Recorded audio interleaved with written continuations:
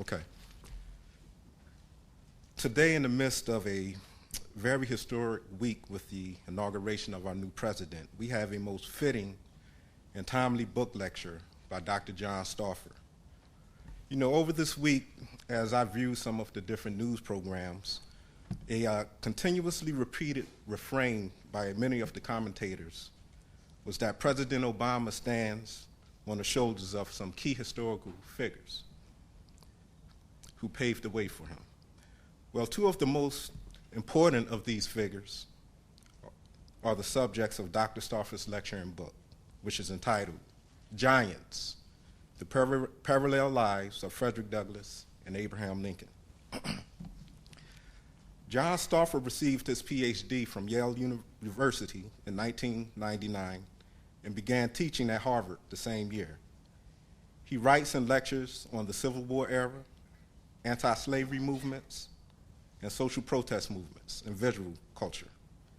He is the author of 7 books and more than 45 articles, including The Black Hearts of Men, Radical Abolitionists and the Transformation of Race, which won 4 major awards, including the Frederick Douglass Book Prize, the Avery Craven Book Award, and the Lincoln Prize, runner-up.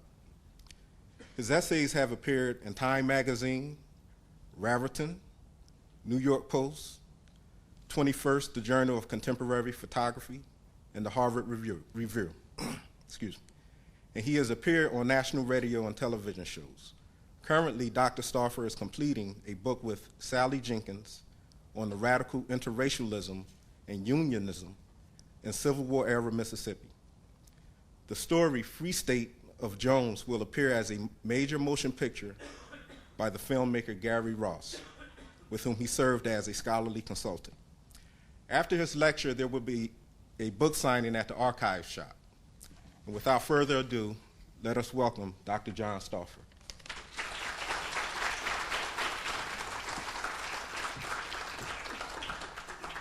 Thank you very much for that wonderful introduction, and thank you for coming. Can everyone hear me in the back? I'd like to speak for about 45 minutes, then I'll open it up for questions and answers and criticism and comments.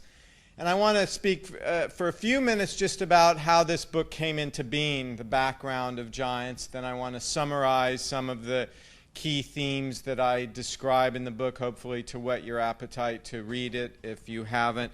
And then I want to spend the last 5 or 10 minutes discussing the legacy of both Lincoln and Douglass on particularly Barack Obama. Obama has been deeply influenced by both men. I've written about the influences in the New York Times recently, in the Huffington Post and other places, and I want to share with you some of my thoughts. I should say that I started writing Giants right around the time that Obama launched his election, or his campaign, at a time when very few Americans believed he could actually get elected. And the book was published on Election Day, and having steeped myself in both Frederick Douglass and Abraham Lincoln during the 21 months of Obama's campaign, I felt like I have a very good understanding of what I would refer to as the Obama phenomenon. I actually felt, after hearing Obama launch his campaign in Springfield, that he had a very good chance of winning because of having steeped myself in Douglass and Lincoln. So I want to share that with you at the end. First, the background. This book really began as a chapter in a larger project that I'm working on, which is on interracial friendships in American society. My previous work has focused on some aspect of interracial friendship. Why do I think they're important? I think that friendship throughout history, throughout Western culture, has been a central theme for philosophers, for political thinkers, for writers, because friendship was seen as a symbol of democracy. From Plato and Aristotle through the Quakers, who very self-consciously defined themselves as friends, through the Founding Fathers, through people like Walt Whitman, Emerson, Thoreau, Frederick Douglass. Friendship was seen as a kind of test case of how well democracy was working. Throughout Western culture, people believed that a virtuous society was one in which friendships flourished. and in the new United States, which was unlike classical Greece or Rome, in which Americans were very self-consciously patterning themselves. Americans understood that this new society was a multiracial one. So in thinking about how democracy functioned on the ground, people began exploring the concept of interracial friendship to see how democracy was working. People from, as I said, Whitman, Emerson, Thoreau, Frederick Douglass, the interracial friendship was a key test case for how well democracy was doing. I published a version of that in Time magazine in 2005 when Lincoln was featured on the cover as a founding father. And as I continued to write on that chapter, and after publishing in Time magazine, I quickly realized that that chapter threatened to overwhelm the rest of my book on interracial friendship because of the significance of both Abraham Lincoln and Frederick Douglass. And so I decided to write a separate book just on those two men. And by pairing them together, I felt that I could accomplish a number of goals. I think a dual biography allows a writer or a scholar to move the lens, so to speak, to change perspectives in order to see two famous men who've been written about a lot in new ways and interesting ways. Abraham Lincoln is one of the most written about figures in American history, probably the most written about individual in American history. And so one of my objectives was, what can I say that's new about Abraham Lincoln? And I felt that by viewing him, by seeing him framed or reflected against Frederick Douglass, I could offer some new interpretations. Primarily, I think one of the things that I do with Lincoln is I de-romanticize him. I demythologize him. I think Lincoln continues to be written about in ways that suggest a mythological figure. What do I mean by that? A lot of writers see Lincoln as being essentially perfect, particularly during his presidency. He truly was, in my view, the greatest president. He was a brilliant politician, but I think too many writers see him as someone who never made a mistake, whose every action was a perfect one, so to speak. And that is to create a myth, not a human. To be human is to make mistakes, to be deeply flawed. And I felt that by acknowledging, highlighting even some of the flaws, I'd come away, and hopefully readers would come away respecting and appreciating him even more by understanding how far he was able to grow.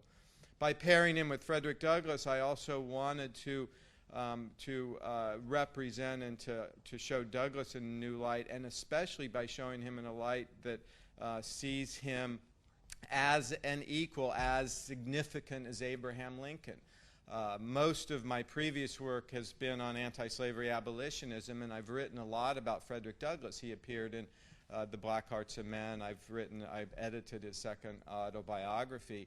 And in probably hundreds of talks that I've given on Frederick Douglass, the first thing I ask to audiences is, how many of you here have read anything by Frederick Douglass? And the answer depends. Among whites, just about every African American has read Frederick Douglass, but among whites it's very age dependent. Most whites over the age of 50 barely even know who Frederick Douglass is, much less having read anything by him. Most whites under the age of 35 are familiar with Frederick Douglass, which reflects the degree to which Douglass has entered the classrooms, have entered high school and college curriculums.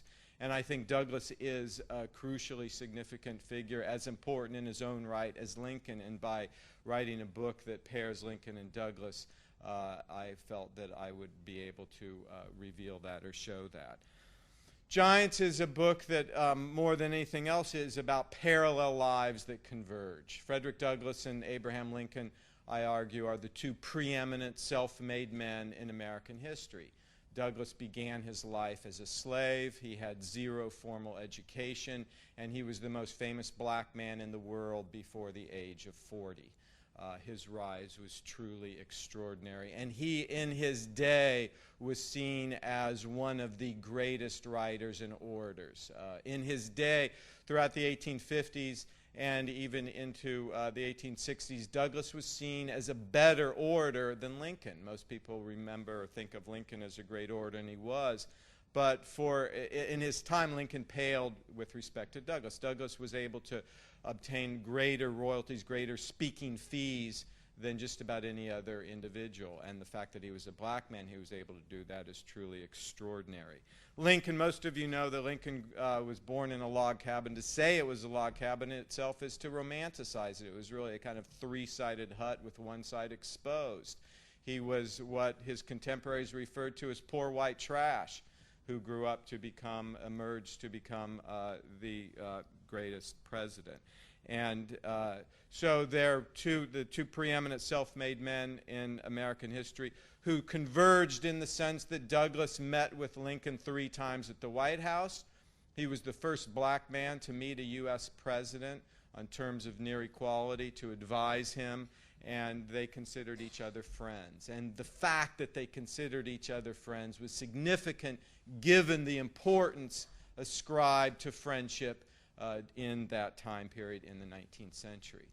In ways that I never could have envisioned before beginning research and writing the book, they led striking, surprisingly parallel lives. Many common occurrences in their rise, in their self-making, which struck me because one is a white man who grows up in essentially the South, born in Kentucky, grows up in Indiana and Illinois, both states settled primarily by Southerners, and Douglas a slave. Most people think of a slave and a white man as totally different during that time period.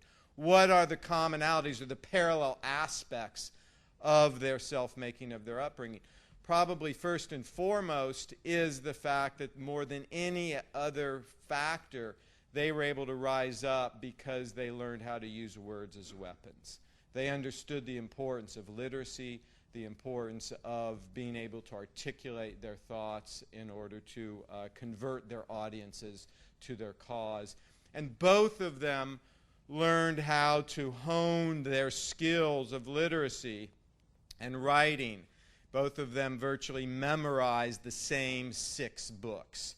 Long before they ever met, they both read, reread, virtually memorized the same 6 books. Any of you have any ideas what those books are? Yeah. Bible is one, probably the most important. And the Bible, this was a period in which common education was not that well known, particularly in the South, particularly in what's now the Midwestern states. Many young boys did not have formal education. If you only have one book to read, aside from the religious significance, the Bible is, in my view, probably the greatest work of literature in Western culture. Both of them quoted liberally, extensively from the Bible. They read and reread it. What else? Shakespeare. Both of them. Lincoln loved Shakespeare. Most people know that. Douglas could quote Shakespeare almost as comfortably as Lincoln could. You all are great. What's the third? Any thoughts? Pardon? No, close. Pardon? Close. Very good. Close. If Shakespeare was the most famous writer in America in the day, which he was, Shakespeare now is read primarily by the well-educated. At the time, Shakespeare was read by yeoman farmers in Mississippi. All classes read Shakespeare. Blacks, whites, rich, poor. Everyone read Shakespeare, which is a phenomenon when we think about it today. The second most famous writer at the time was Lord Byron. Douglas, in particular, loved Byron, but so did Lincoln. Byron's poetry was seen by Americans as emblematic of American ideals of freedom. Byron was seen as the great freedom fighter, both in his poetry and in his life. He died for the cause of freedom in Greece. So that was another figure. Another is the Columbian Orator, which is a collection of speeches designed for young boys to learn how to become orators. This was a time in which public speaking, oratory, was one of the only forms of public entertainment. It was analogous to being a rock star, a movie star, a radio personality today. No matter where you started in life, if you could be a great orator, there were few limits to how far you could rise. And both Douglass and Lincoln understood that. And Caleb Bingham wrote the introduction to the Columbian Orator, and in it he told young boys, how do you learn how to be a great orator? Here are emblematic speeches, great speeches throughout history, from Cicero through great English writers. But he taught young boys, how do you position your tongue so that you can lose your pronounced accents? Both Lincoln and Douglass had horrible, what we would think of today as just horrible accents that betrayed them as being ignorant, as being stupid. And part of being a democratic gentleman was to lose some of your pronounced accent. Lincoln retained more of his accent or dialect when he entered the White House than Douglass did. But Caleb Bingham taught young boys how to position your tongue so you could lose your accent, borrowing from Cicero and others, how to speak with the proper cadence so that you could reach a large audience. And that was a book that both men learned and virtually memorized. Lincoln, there are instances of people remembering Lincoln going out into the fields and speaking to the crops in the prairie. Douglass Douglass was forbidden to read. His masters wouldn't let him read. He shined shoes, received some money, purchased a used copy of Columbian Orator, and kept it hidden. It was the only thing that he took with him when he became free. So that was a crucial book. Another book was the Aesop's Fables. Aesop's Fables, most of you are still familiar with it today. The best way to describe Aesop's Fables is that it is an oral tales of slaves. It's a slave narrative. It's a slave narrative, a collection of oral tales of slaves from classical antiquity, from ancient Greece. And that was a book that was a bestseller, widely read then, and it still is read today. So they read the same books. They were familiar with the same literacy, the same examples of books that helped them rise up through using words as weapons. Another common parallel was that they both defined a fight as a major turning point in their young lives. And it's ironic because at the very time in which both men were describing or characterizing themselves as intellectuals or aspiring intellectuals, a fight became an important turning point. For Frederick Douglass, it was a fight with a famous slave breaker named Edward Covey. Douglass, who grew up on the eastern shore of Maryland, he was fortunate in being able to go to Baltimore because his master had died, and that's where he learned to read and write, and that's where he acquired his copy of a Columbian Orator. He was sent back to the eastern shore of Maryland. He was now literate, and with the literacy he gained a sense of empowerment. And when he returned to the eastern shore, his new master, Thomas Auld, considered him insolent because he looked Thomas Auld in the eye. He talked back to Thomas Auld. He stood up to him. And so Thomas Auld decided that Douglass needed to be disciplined. And there was a man on the eastern shore by the name of Covey who was known as a slave breaker. By that, he meant that he was someone who broke the will of slaves so that they would become good or proper slaves. Douglass was hired out to work for Covey for 1 year and to do hard labor for Covey. And Douglass, for the first 6 months of his tenure with Covey, was mercilessly whipped at least once a week. And he said that the welts on his back from the whips were as thick as his thumb. Blood streamed down every week, and he was whipped again before the old wounds were even healed. And after 6 months of enduring this, Douglass decided finally to stand up to Covey. Douglass was very big for his time. He was over 6 feet. He was very strong, very muscular. Covey was about 5'7". And when Douglass decided to stand up to Covey, he realized that he reached a point in which he was not afraid to die. That was essentially the cost of standing up to him. He stood up to Covey. They had a 2-hour epic fight. And Douglas was disciplined throughout this fight so that he could have killed Covey, in my view, or he could have seriously maimed Covey. He chose merely to beat Covey in this fight. And in the wake of this fight, Douglas said that he defined himself thereafter as a free man in form, even if he would be a slave in fact. And from the moment of that fight, Douglas vowed to become free.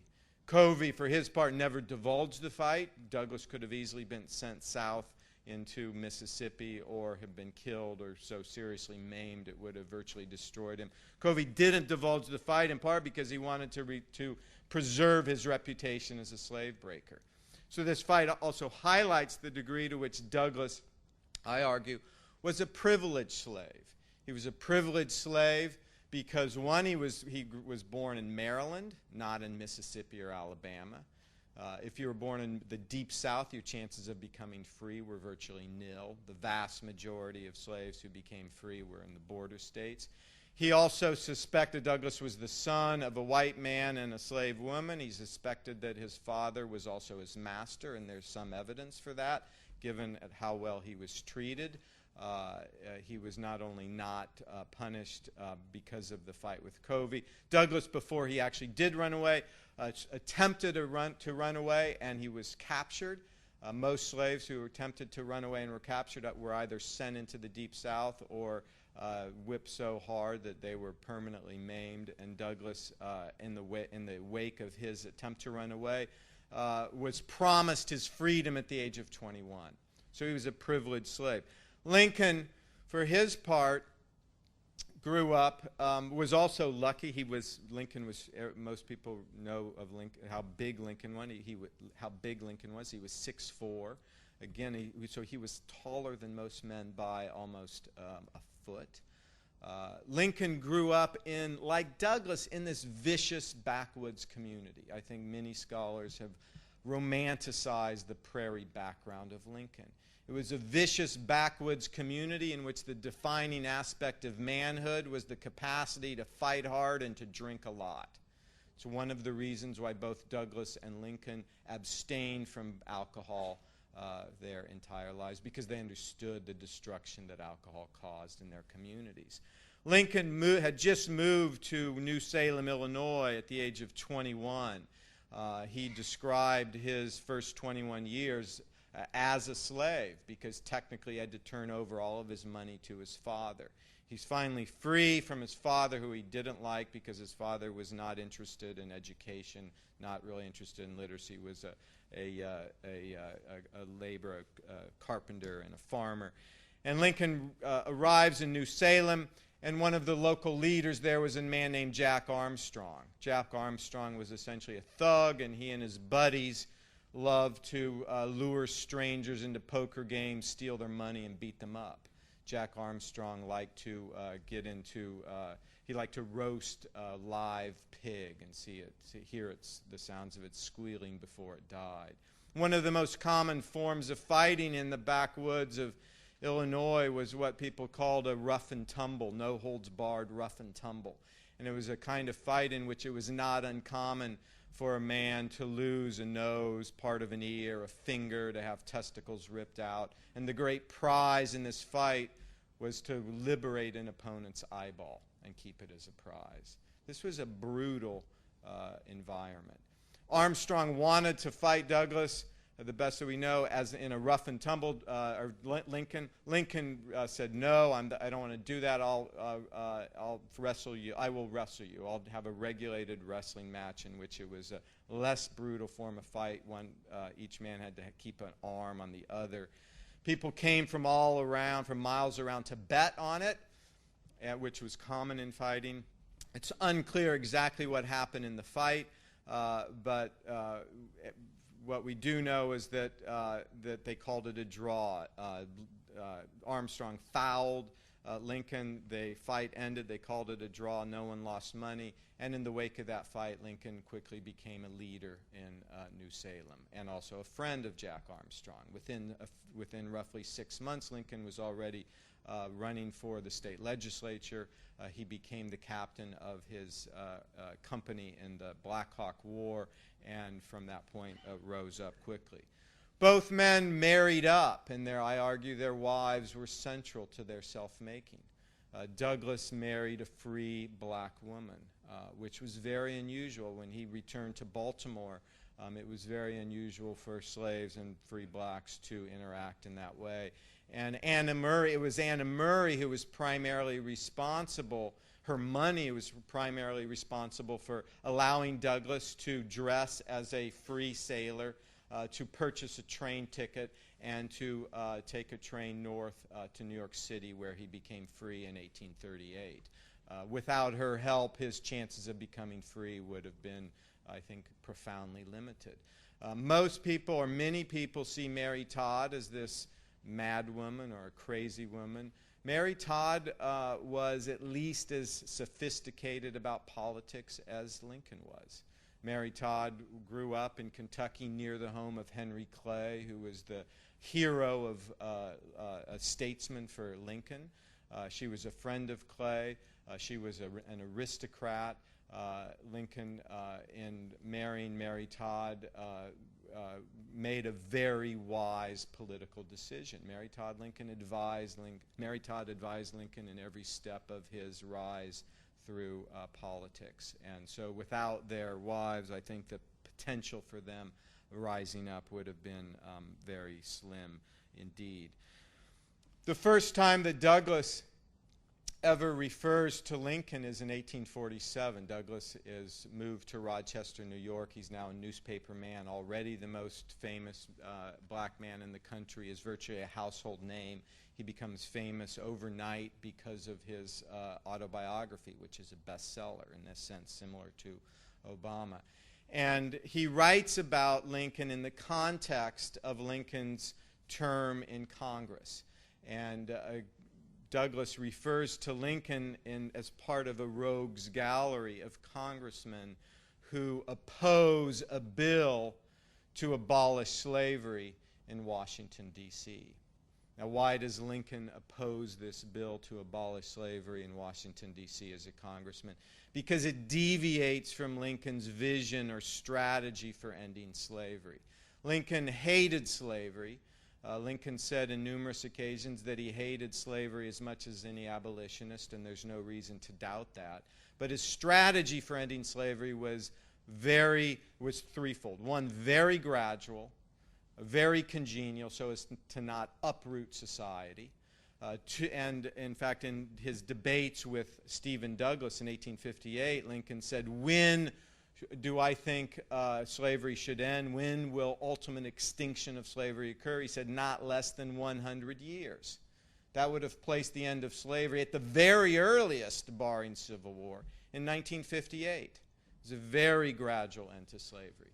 Lincoln also advocated compensation to masters for the loss of their property, which this bill in Washington, D.C. did not call for. It's one of the reasons he opposed it. And Lincoln also called for or urged the subsidies for colonization, for colonizing free blacks outside of the United States. So in essence, his vision of America was a white one. And Douglas was outraged at Lincoln's opposition to this bill to end slavery. Probably before they became friends, they were, quite frankly, enemies. And this is highlighted in Lincoln's first inaugural in 1861. The closest Frederick Douglass ever came to losing his faith in America, repudiating the possibility of America ever living up to its ideals in the Declaration, was in the immediate wake of the first inaugural. Why? Because in the first inaugural, Lincoln says two things in particular that outrage Frederick Douglass. One is, now remember, when Lincoln gives his first inaugural, the 7 states had already seceded, the Confederacy had already been formed, and Lincoln is appealing in his inaugural primarily to southern states, the upper South, that Lincoln hopes to prevent from seceding.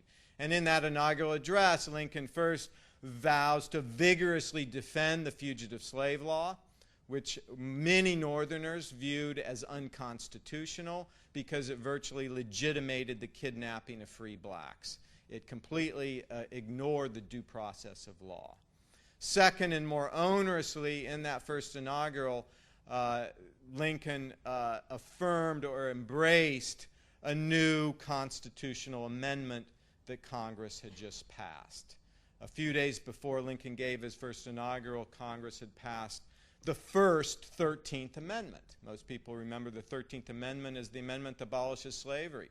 The first 13th Amendment, which Congress had just passed in an attempt to conciliate with Southerners, was an unamendable amendment that guaranteed slavery in the slave states forever. Now, Lincoln had run on a platform of prohibiting the spread of slavery with the goal for its ultimate extinction. That was Lincoln's basic platform. Now, accepting this amendment that guarantees slavery in the slave states, in Frederick Douglass's mind, Lincoln was contradicting or suddenly cutting against the basic platform. And he says, I'm out of here. He plans a trip to Haiti with the goal of emigrating there. And he refers to Lincoln as a slave hound and as a representative American racist. Now, as a way to understand their differences at this point, the best way to summarize Lincoln as a politician is to say that he, as president, sought first and foremost the preservation of the Union. It was based on the oath of office that he took. He hoped to defeat the Confederacy and preserve the Union. The question of slavery was always secondary to that chief objective. And Frederick Douglass, his fundamental identity, it was one of calling for an immediate end to slavery and racial equality under the law. Throughout his life, those were the two things that Frederick Douglass championed. And during the inaugural, in the wake of Southern states seceding, Douglass felt that the quickest way to reunite the nation was to end slavery. Douglass chose not to go to Haiti because the Civil War broke out. With the firing on Fort Sumter, Douglass recognized that this war offered a way to end slavery. Douglass was very familiar with John Quincy Adams' statement as far back as 1836, Quincy Adams had stood up in Congress and said to Southerners, if you keep being belligerent, there's going to be a civil war, and if there's a civil war, the Constitution allows, under its war power clause, allows the Congress and the President to end slavery constitutionally. For Frederick Douglass, slavery itself represented a state of war, and he believed that because slavery represented a state of war, he called for the immediate end of slavery even before the actual war broke out, because in his mind, for constitutional reasons. And Douglass said immediately after Fort Sumter, started calling on the president, sending his newspaper to the White House saying, end slavery, that will be the quickest way to end the war because the slaves constitute the stomach of the rebellion. Unless you emancipate the slaves, 4 million blacks, roughly 1/3 of the southern states, are aiding and abetting the Confederacy. They're feeding the Confederates. They're building roads for them. They're building fortifications. They're building trenches for them. And if you emancipate them, you'll have, in theory, 4 million people that will be on the Union side. Lincoln ultimately came to recognize the military validity of emancipating slaves as a war measure, which is precisely how the Emancipation Proclamation was phrased. He emancipated slaves as part of a war measure. And so in their divergence to the convergence resulted in the fact that Douglass and Lincoln had two very different objectives that converged. And their friendship was more than anything else utilitarian. When they first met in 1863 in the wake of the Emancipation Proclamation, Douglass recognized that he needed Lincoln on his side to help him achieve his objective of universal emancipation. and equality under the law. And Lincoln recognized that he needed Frederick Douglass on his side. Douglass was essentially the ambassador of African Americans in order to achieve his goal of preserving the Union. The details of their first meeting were that in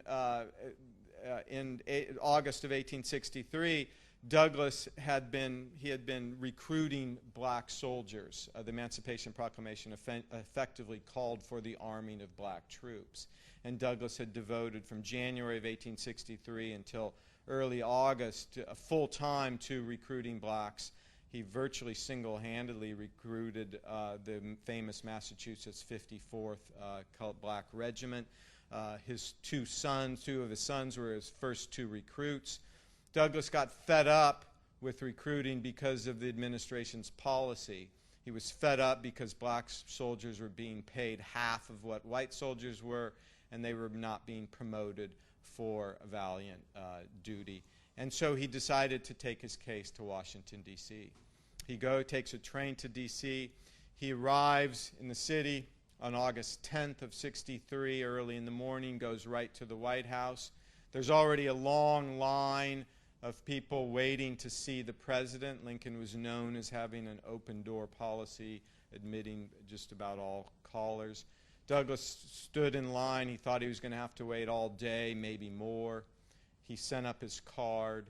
Within 2 minutes, he's called up by Lincoln.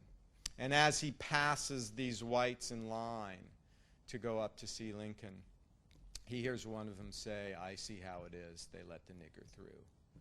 He arrives in the office. Lincoln knows Douglass because he's so famous. He says, "Hello, Mr. Douglass. It's good to see you. I know about you. I've read you. What can I do for you?" Douglass states his case to Lincoln.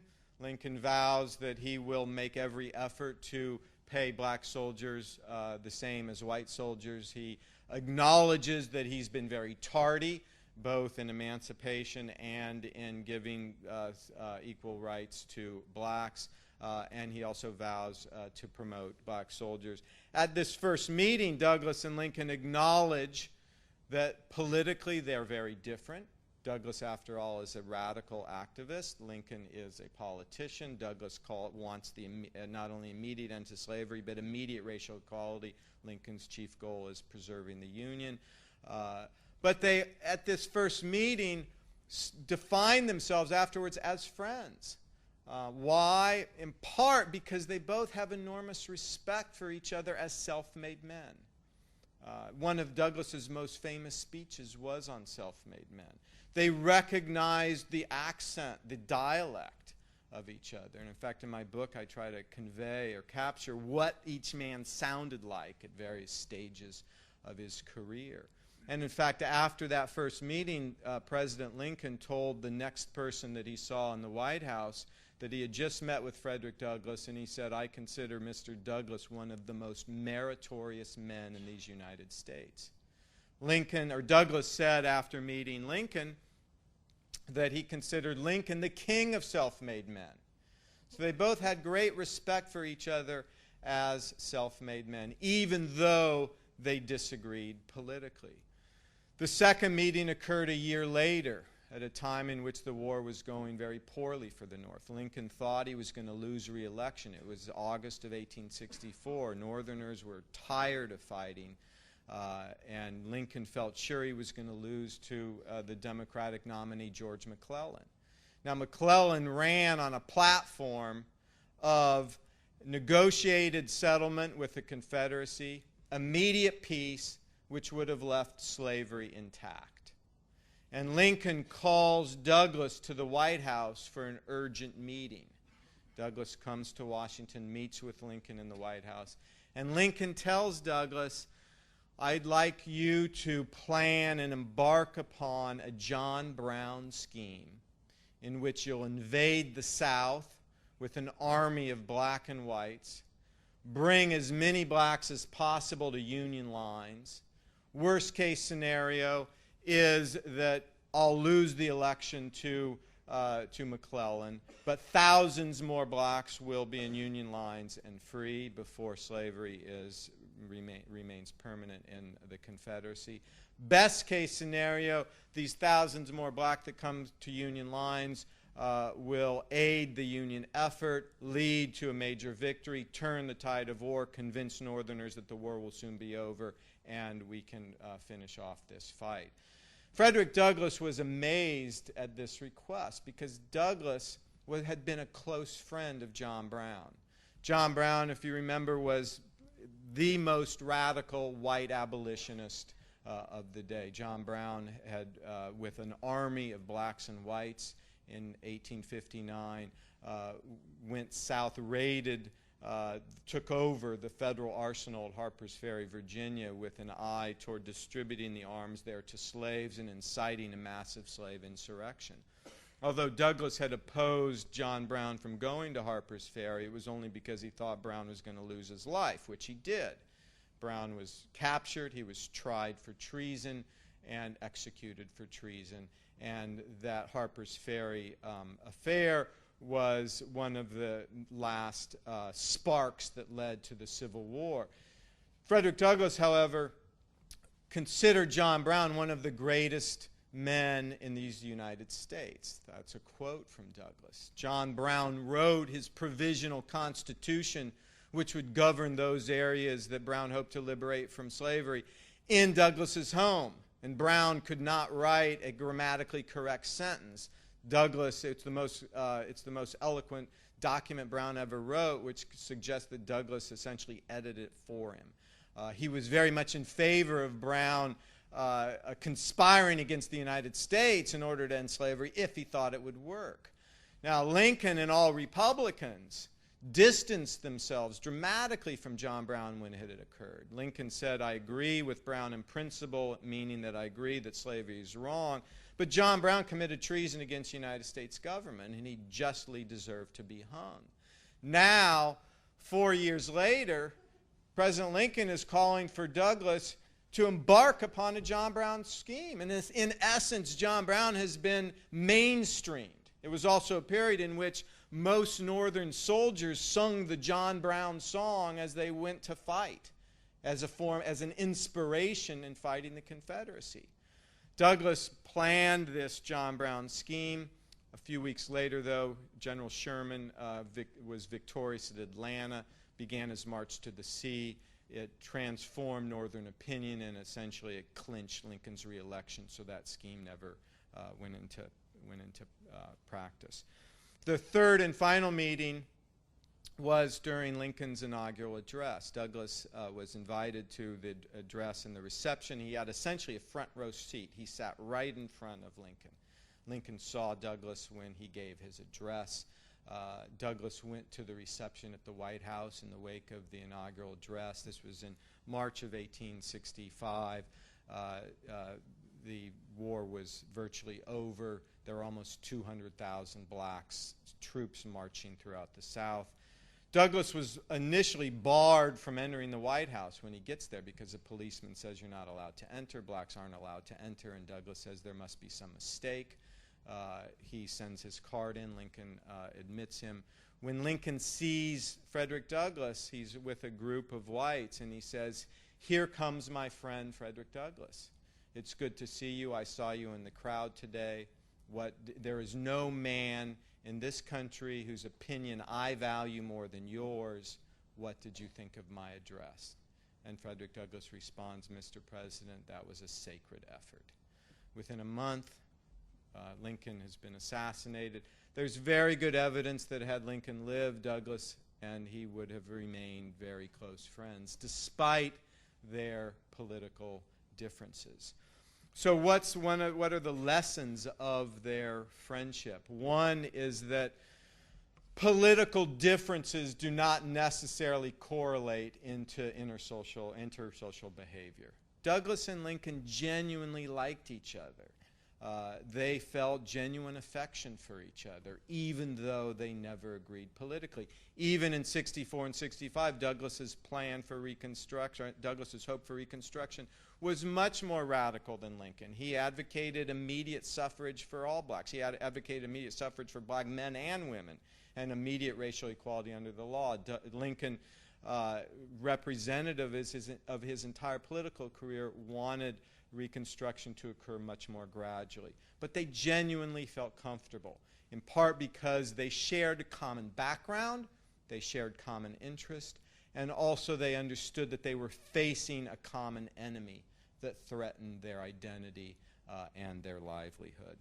Another crucial reason, I think, for their convergence relates to the very definitions of self-made men. Both Douglas and Lincoln understood that self-making reflected the idea of oneself or of the self in a state of continual evolution and flux. Meaning that who Lincoln and Douglas were in 1840 were totally different than who they were in 1845, 1850, 1855, 1860. And both men never changed so dramatically as they did during the 4 years of the Civil War. Now, this idea of self-making contradicts the very notion of racism, because racism depends upon a self that is permanently fixed.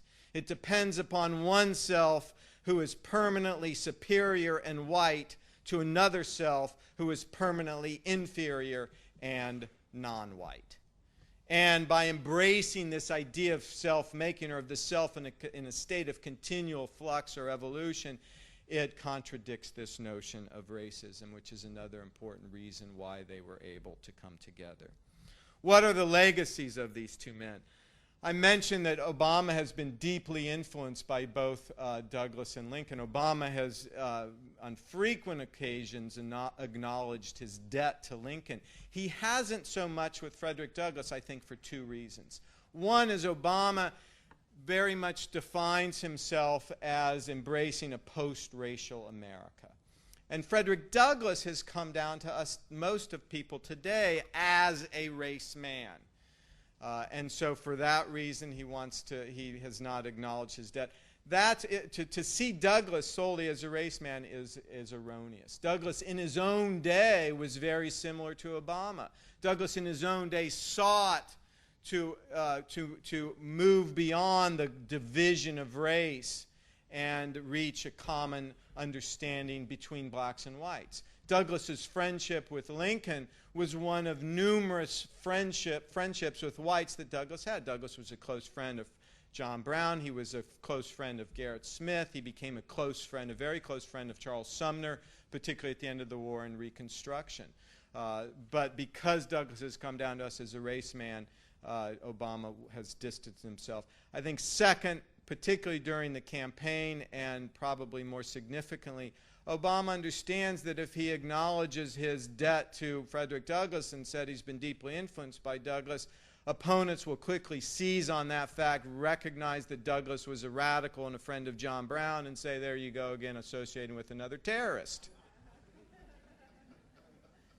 What has Obama learned from Frederick Douglass? As he says in his book, The Audacity of Hope, he says there are periods, there are instances in which power will concede nothing without a fight. And that's what I learned from Frederick Douglass. And both Obama and Frederick Douglass understood that words were the most potent weapons for fighting this opponent. That's one thing that he learned from Douglass. Another thing that he learned from Douglass is, and I'm now paraphrasing Douglass, true art will break down racial barriers. Douglass was, as I've emphasized, one of the greatest writers and orators in his day, much as Obama is. And Frederick Douglass would get up to speak before an audience of whites. And most of the whites in that audience, before seeing and hearing Frederick Douglass, assumed that blacks were subhuman. Most whites in Douglass's day believed that blacks were incapable of self-government. And they would listen to Douglass's very rich, deep, baritone voice. They'd hear his eloquence. They'd see his beauty, and Frederick Douglass was nothing if not handsome. Even his enemies acknowledged that. He was majestic in his wrath, as one convert said of him. And they'd hear him and they'd see him perform, and they'd essentially shed their racism and be converted to the cause of abolitionism. And there are numerous examples of that happening. One instance is Douglass goes to Buffalo, New York, to speak on abolitionism. Buffalo was a city when he arrived in which virtually no one was an abolitionist. All people wanted to do was make money. He's in Buffalo for 10 days, and in a period of 10 days, by the 10th day, over half of the city comes to hear him on the green. No auditorium can even hold the audiences, and he's converted the multitude. True art breaks down racial barriers. There's numerous examples of Obama, before whites hear Obama, saying, I can never imagine myself voting for a black man. They hear Obama, they see his majesty, his eloquence, his elegance. They see, I think most people acknowledge Obama to be immensely handsome. They see his performance, they too shed their racism and vote for him. I think the best way to understand Obama's political campaign is as a artistic performance. A very, very successful artistic performance, which is a crucially important thing that he's learned from Frederick Douglass. In many respects, Frederick Douglass is the most direct descendant of Barack Obama. Both men are children of one white, one black parent. Both men became famous overnight, world famous, almost overnight, on the strength of their autobiography. Both men are among the great writers and orators of their day. Ironically, though, I think Obama shares more in common with Lincoln. Why? Well, first and foremost, like Lincoln, Obama defines himself as a politician. As a politician, he's constrained by what he can do. For him to accomplish anything, he needs to get elected. So no matter what he might think privately, he cannot publicly espouse certain things that will destroy his potential for getting elected.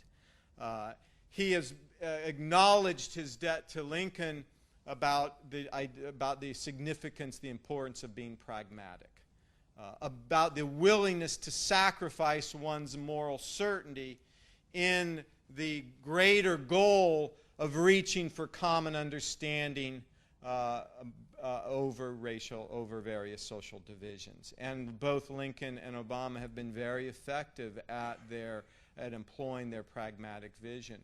I think another similarity, or something that Obama has learned from Lincoln that not as many people have emphasized, is that Lincoln had a brilliant sense of public opinion. And he understood that the relationship between a political leader and the public was really one of a dialectic. A political leader should not simply internalize public opinion and echo it back. A political leader should also not try to put a stranglehold on the public and force him to the direction that he wants to go, but rather understand the large, diverse views of the public, and through eloquence, through language, inspire them to move towards this collective or common goal. Douglass and Lincoln, like Obama today, I think function more than anything else as inspiration. Douglass and Lincoln inspire us, as Obama has continually said that he hopes to do, inspire us to bind up national wounds, to complete the unfinished work of the nation, and by fulfilling the ideals of freedom and equality of opportunity for all Americans. Thank you.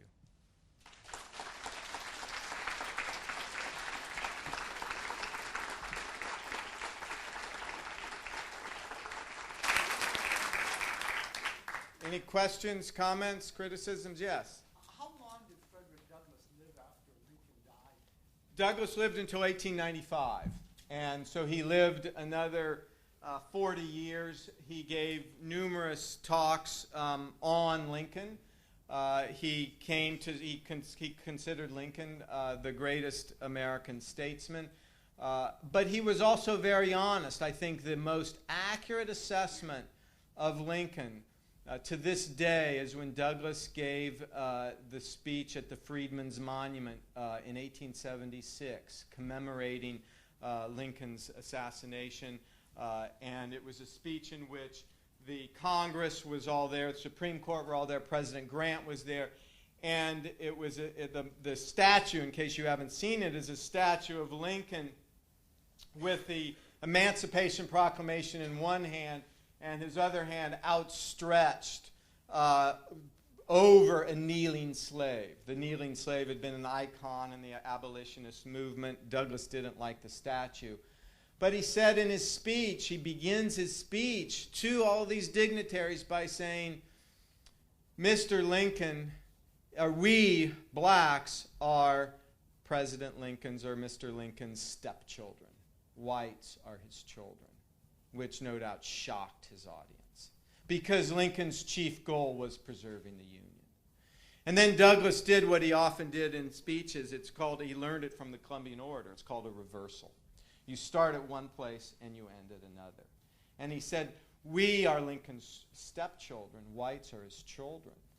But because Lincoln ultimately recognized that in order to preserve the Union, he needed blacks on his side, although we are his stepchildren, through his transformation, we became accepted as part of a national family.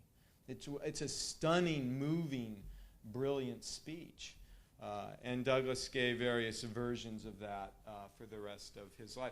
Douglass was immensely inspired by his friendship with Lincoln. He was proud of it. He felt like he grew as an individual because of it. And there's evidence, Lincoln did not say as much about his friendship with Douglass, but there's evidence that Lincoln, good evidence that Lincoln was profoundly moved and transformed through his friendship with Douglass, that Douglass helped push him to directions that Douglass wanted to go. Yes? I appreciated your mentioning the readings they shared and how telling they were. You mentioned 6, and my recollection is you mentioned the Columbian orator, Byron, Aesop's fables, Shakespeare, and the Bible. What was the 6th? The Bible, Shakespeare, Lord Byron, Columbian orator, Robert Burns' poetry. I'm sorry, Robert Burns' poetry. Thank you. Yeah, Lincoln loved Burns because Burns is a farmer who embraces his rich dialect, and Lincoln had memorized most of Robert Burns. Lincoln was a poet himself. He was a poet himself. In fact, in the book, I argue that Lincoln and Douglass are 2 of the great writers in American history. Thank you. Yes. Would it be fair to say that Lincoln had, and Obama as well, had a more optimistic concept of human nature than Frederick Douglass? Did Lincoln and Obama have a more optimistic view of human nature than Frederick Douglass? I would say not really.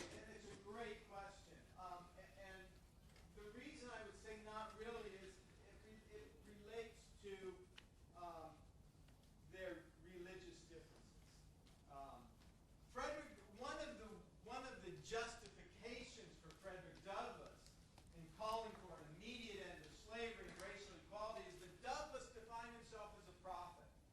Douglass believed that he knew that God believed slavery was horrible and wrong. Douglass knew that he believed that God knew that slavery was wrong and wanted it ended immediately. And Douglass believed that one could dismantle sin.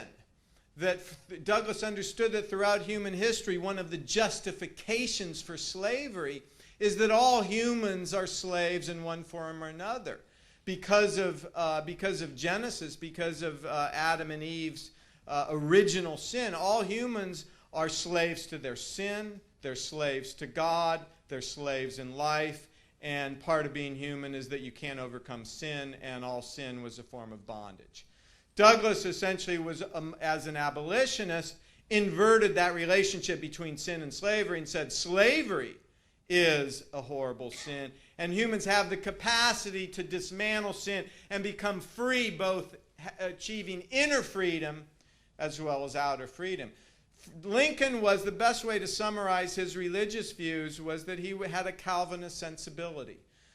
Lincoln continually said that it was hubris to try to know what God wanted, to believe that one could know what God wanted. The most one could do was to look for signs of what one thought God wanted. And because of that Calvinist sensibility, Lincoln acknowledged the innate depravity of humans. He acknowledged their capacity for evil, which is one of the reasons for his pragmatism. I mean, Douglass was someone who had this vision of the perfect society and believed that it could be realized. Racial equality and universal freedom, and that reflected his deep, enduring faith in humanity endowed with God. In the book, I essentially say that Frederick Douglass embraced the idea of sacred self-sovereignty. In other words, he believed that the kingdom of God was within you and theoretically within all individuals. Lincoln was much more skeptical of the potential for what I'll call perfectionism. Yes? Should we sit down? Oh, I'm sorry. I'm sorry. I did see you. Obama's approach had something. The way he raised funds shifted politics some. The Yes. internet allowed him to draw on money at decisive moments that outdid vested political interests and PACs, political action committees. Correct. Was there anything equivalent for Lincoln? The vested interests at that time, the cotton producers, the shippers, those people, were they? Where did they come out? That's a great question. Not any direct parallels. I mean, the similarities are that Lincoln, like Obama in the 1860 political election, was a real dark horse. Lincoln didn't even enter the national political scene until beginning with his debates with Stephen Douglas. The real similarity is the both men's capacity for being such eloquent and elegant public speakers.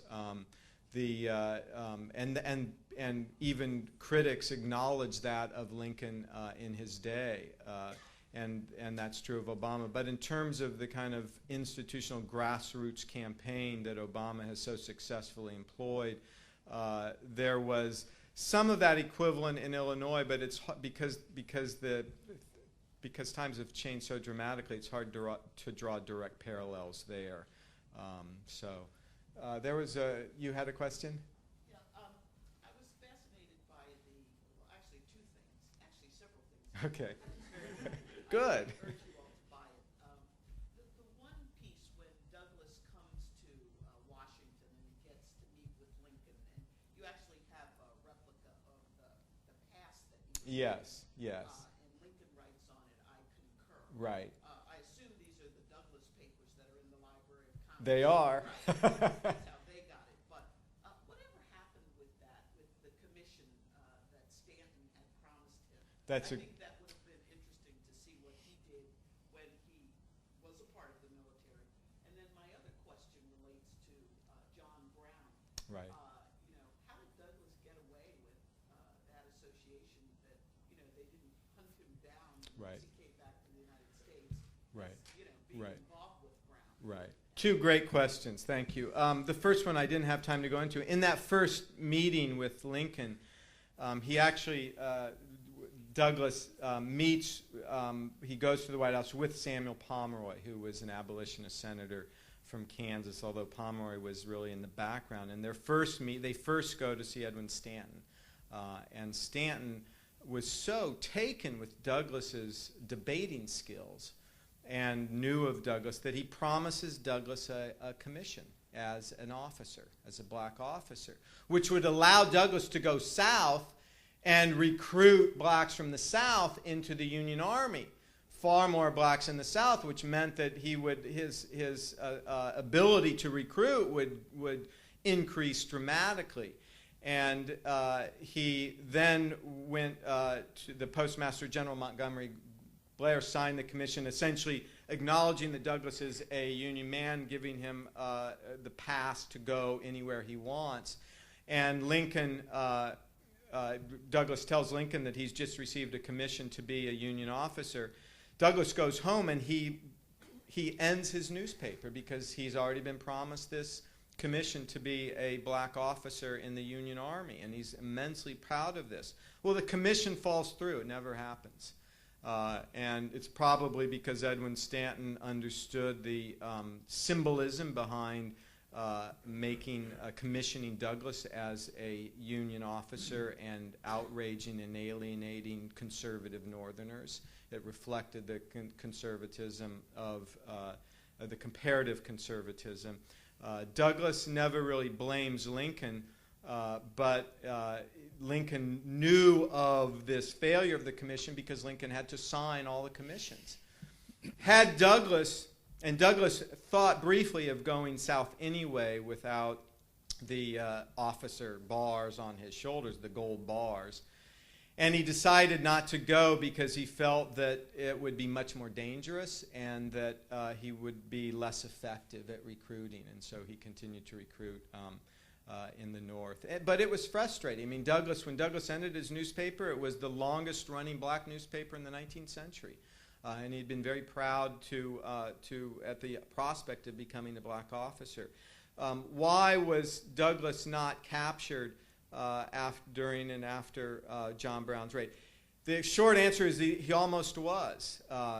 When the news hit that John Brown had raided Harper's Ferry and John Brown had been captured, there was a letter from Frederick Douglass to John Brown in his knapsack. And President Buchanan essentially granted all federal officers the license to capture Frederick Douglass wherever he was and send him to Virginia for trial and almost certain death. And technically, Douglass was an accomplice with John Brown because of his close friendship with him. Douglass he got news of it, he immediately fled to Canada. And in fact, it was from Canada that he wrote a newspaper. He wrote a newspaper article saying that, acknowledging his friendship with Brown, saying that he does not oppose conspiring against the U.S. government as long as it will work, because the true ideals of the government are for freedom. He then goes to England for 6 months, and when he returns, essentially Congress has a Senate investigation for over John Brown's raid, and they understand how politically combustible the raid is, and in order to try to prevent more sectional tensions, they essentially don't prosecute anyone, and when Douglas returns, he is able to, no one accuses him of being a conspirator. And then once the Civil War breaks out, increasingly Americans come to agree with Frederick Douglass, who said in the wake of Brown's death, he said John Brown started the war. When the war breaks out, Douglass says John Brown started the war that hopefully will end slavery. And increasingly Northerners came to agree with that, which is why when I said by 1864, John Brown, who had been seen as this radical fanatic, by 64 he's mainstream. Majority of Northern soldiers are singing the John Brown song as they go off to battle. Yes? In your estimation of the two men personally, at the end of the day, to what degree, in your opinion, did the politician chasten the activist notion of the ideal, and to what degree did the activist elevate the politician's notion of the possible? Great question. Great question. I wouldn't say chasten. I would say I think that the relationship, again, is something of a dialectic. I think that the idealist and the politician should work together, acknowledging that they'll never entirely converge. But the idealist can inspire the politician, and the politician can highlight to the idealist the costs of trying to realize one's vision or the practical problems of doing so. And Douglas was, I would characterize Douglas as a prudent revolutionary during this time. It's one of the reasons he didn't go to Harper's Ferry with John Brown. John Brown spent 2 days trying to convince Douglas to go with him. Douglas said, no, I don't want to go. I'm going to die. I think you're going to die. Douglas was very, very prudent and disciplined. And so while he was an idealist, he wasn't, like John Brown, I would argue, a reckless idealist. In that sense, I think Douglas also shares a lot with Obama, immensely disciplined as individuals. You describe Douglas and Lincoln as friends, and I'm wondering, is there a mid-19th century ideal of friendship that you're drawing on here, or are you just generally calling No, it that's a great question. The characteristic of friendship, initially in Western culture, through most of Western culture, was that it was likeness in a double sense. You liked the friend and you were like the friend. Now, there's a flaw in that basic definition for most of Western culture, which is that the friend had to be just like you. In fact, for Aristotle, for Plato, for thinkers, even for Quakers for the most part, a rich and a poor could not be friends. For Aristotle, man and a woman could not be friends because they were essentially different. And certainly a ethnic racial other and someone else could not be friends.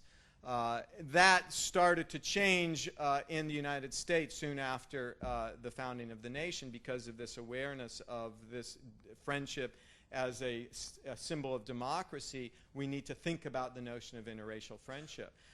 But the fact that Douglas and Lincoln, setting aside their racial differences, were like each other in very much in their self-making, their background, and did come to like each other, I think is significant. A second characteristic of friendship is an equality or near equality, which Douglas and Lincoln shared. The third is, and there are actually at this time in the United States two different understandings of friendship. One is spiritual friendship. The second is utilitarian friendship. Utilitarian friendship is the friendship that Douglas and Lincoln achieved, and that utilitarianism depends in part upon I gain something from you, you gain something from me, which I spelled out. Lincoln realized that Douglas could help him preserve the Union. Lincoln could help Douglas achieve his goals of ending slavery.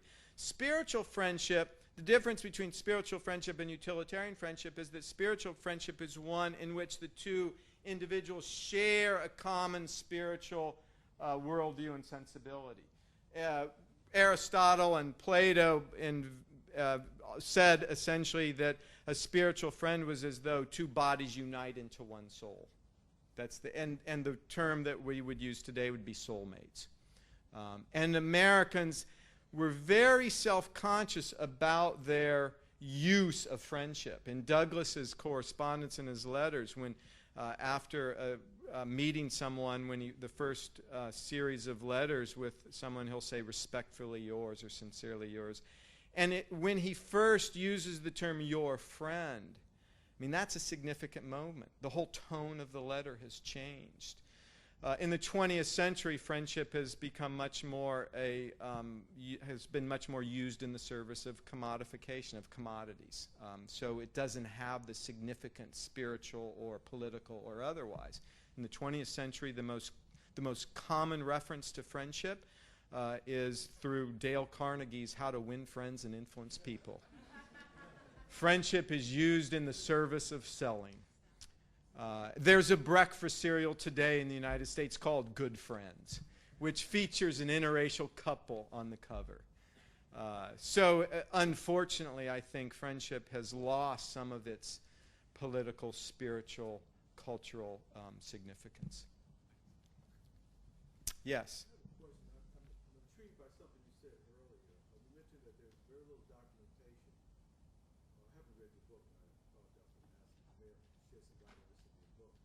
Very little documentation to suggest Lincoln's perception of Douglas relative to Douglas' perception of Lincoln, because apparently there are letters and other documentation.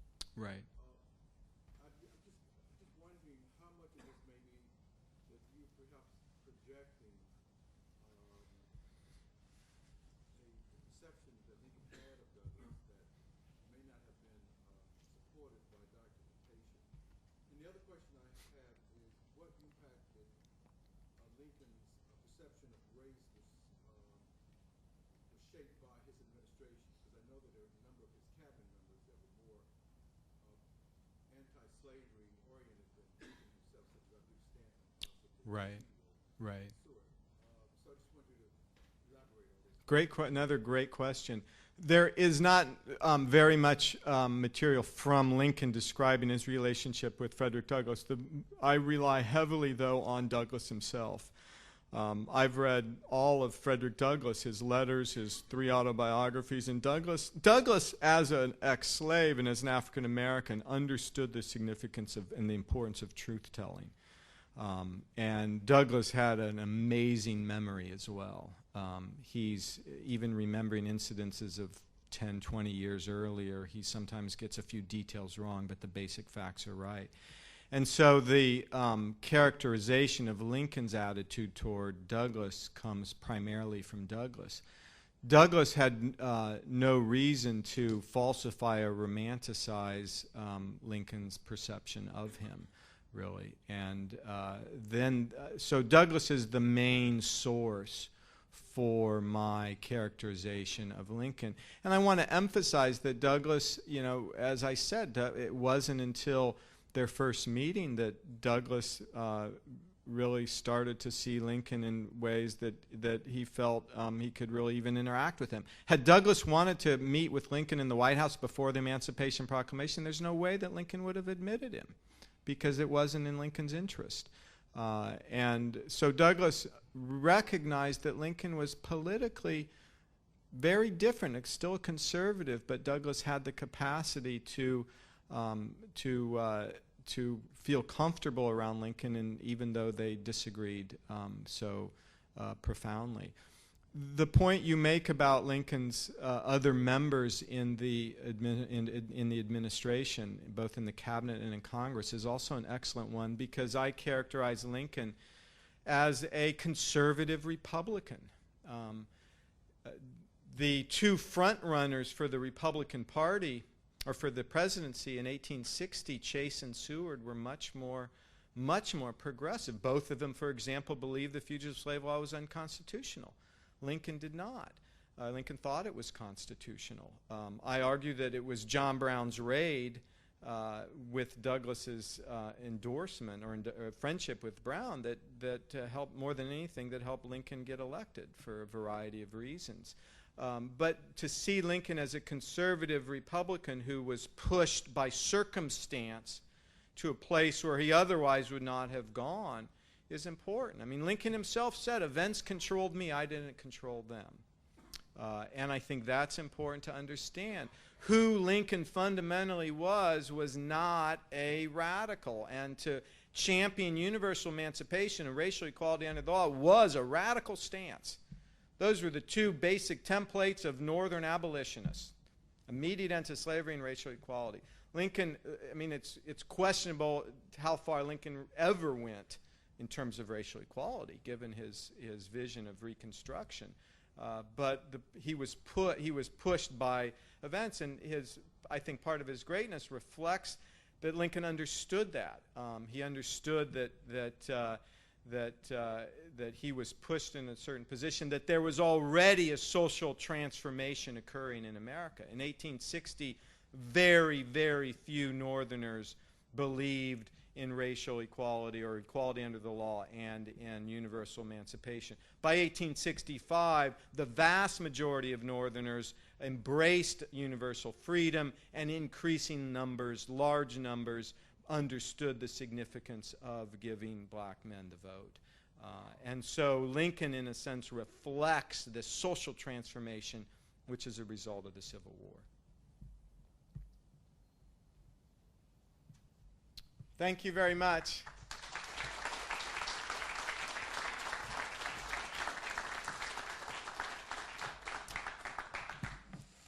All right, thank you so much for joining us today. And if you'd like to come upstairs to the archives shop, we'll be signing copies of the book. The book will also be for sale. Once you exit the theater, just turn to the right and go up the stairs. Thank you.